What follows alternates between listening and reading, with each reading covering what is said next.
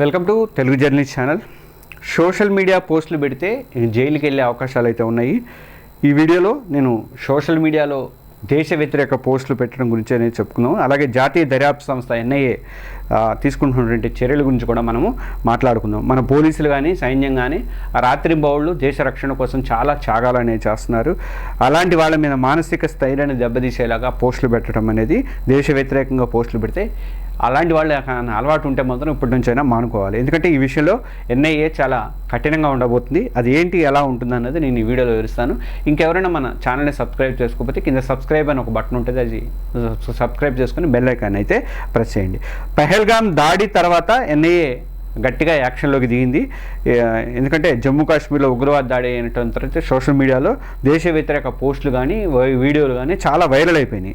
ఈ ఖలిస్తానీ ఏర్పాటువాది అయినటువంటి గురుపత్వంత్ సింగ్ పన్ను ఒకడు, తర్వాత గ్యాంగ్స్టర్ గోల్డీ బాబా భారత్ ఇలాంటి వాళ్ళు పోస్ట్ చేసినటువంటి కంటెంట్ మీద ఎన్ఐఏ నిషేధం కూడా విధించింది. ఆ తర్వాత ఇలా రెచ్చగొట్టే పోస్టులను అడ్డుకోవడానికి ఎన్ఐఏ ఇతర ఏజెన్సీలతో కలిసి గట్టిగా పనిచేస్తుంది, చర్యలు అనేది తీసుకుంటుంది. ఇక ఇండియా టుడే కథనం ప్రకారం బట్టి చూస్తే ఈ పోస్టుల వెనుక ఉగ్రవాద సంస్థలు కానీ తర్వాత పాకిస్తాన్ గూఢాచారుల ప్రమేయం ఉంది అని కూడా ఎన్ఐఏ అనుమానాలు అయితే వ్యక్తం చేస్తుంది. ఇక కొత్త చట్టం కూడా రాబోతుంది. అంటే సోషల్ మీడియాలో దేశ వ్యతిరేక పోస్టులను కంట్రోల్ చేయడానికి కొత్త చట్టాలు కూడా తీసుకొస్తున్నారు కేంద్ర ప్రభుత్వం. ఈ చట్టం ప్రకారం సోషల్ మీడియాలో ప్లాట్ఫామ్లు కూడా ఆఖరికి అంటే ప్లాట్ఫామ్లు అంటే వాళ్ళు మన ఫేస్బుక్ వాళ్ళు కానీ ఇన్స్టాగ్రామ్ వాళ్ళు కానీ వీళ్ళు కూడా బాధ్యత వహించాల్సిన అవసరం అయితే ఉంటుంది. దేశ వ్యతిరేక పోస్టులపై తీసుకున్నటువంటి చర్యలను కూడా వాళ్ళు ఎప్పటికప్పుడు ప్రభుత్వానికి రిపోర్ట్ల రూపంలో అందజేయాల్సిన అవసరం అయితే ఉంది. అంతేకాదు విదేశాల నుంచి ఇలాంటి పోస్టులు చేసినా కూడా వాటిని బ్లాక్ చేయాల్సిన అవసరము, రీపోస్ట్ చేసినా కూడా కఠిన చర్యలు అనేవి తప్పవని చెప్పేసి కేంద్ర ప్రభుత్వం హెచ్చరిస్తుంది. ది హిందూ కథనం ప్రకారం చూస్తే విదేశీ ఖాతాల నుంచి వచ్చే దేశ వ్యతిరేక శక్తుల కంటెంట్ని ట్రాక్ చేయడానికి ఎన్ఐఏ ప్రత్యేకంగా సైబర్ టీములు పెట్టుకొని కూడా గట్టిగా టీములు పెట్టుకొని దాని మీద ఒక ప్రయత్నం అయితే చేస్తుంది. ఇక సోషల్ మీడియా ఖాతాల మీద ఎప్పటికప్పుడు నిఘా అయితే కంపల్సరీగా ఉంటుంది. ఎన్ఐఏ ఇప్పటికే సోషల్ మీడియా అకౌంట్స్లో అనుమానాస్పద కదలికలన్నింటినీ కూడా గమనిస్తోంది. ఖలిస్తానీ ఉగ్రవాదులు మద్దతు ఇచ్చే వాళ్ళని కూడా అరెస్ట్ చేస్తుంది. ఆ మధ్య చాలామందిని జ్యోతి మల్హోత్రాతో పాటు అలాంటి వాళ్ళని కూడా ఇన్ఫ్లుయెన్సర్లు కూడా చాలామందిని అరెస్ట్ చేశారు.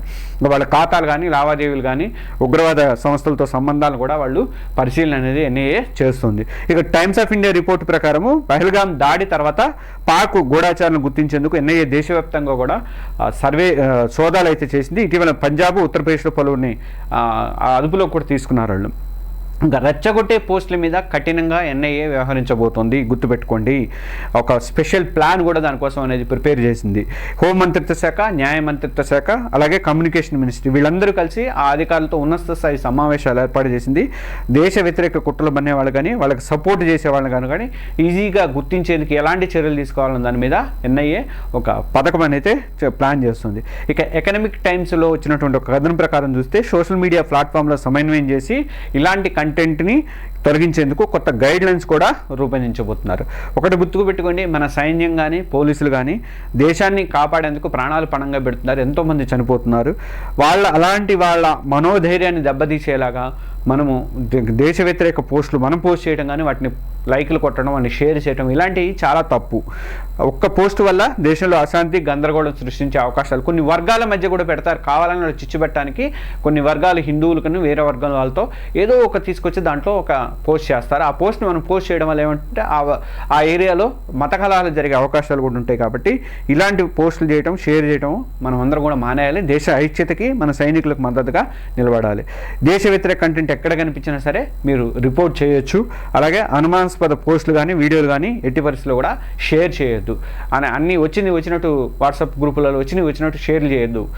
షేర్లు చేసినా కూడా ఇబ్బందులు పడే అవకాశాలు ఉన్నాయి. వాట్సాప్ అడ్మిన్లకు కూడా ఈ ఎఫెక్ట్ పడుతుంది. కాబట్టి పోస్టులు షేర్లు చేయడం కూడా మన బాధ్యతాయుతంగా వ్యవహరించడం అనేది చాలా ముఖ్యం. ఈ వీడియో మీద మీ ఒపీనియన్స్ అనేది కామెంట్స్ రూపంలో తెలియజేయండి. మన తెలుగు జర్నలిస్ట్ ఛానల్ ప్రతి ఒక్కరు కూడా సబ్స్క్రైబ్ చేసుకోండి.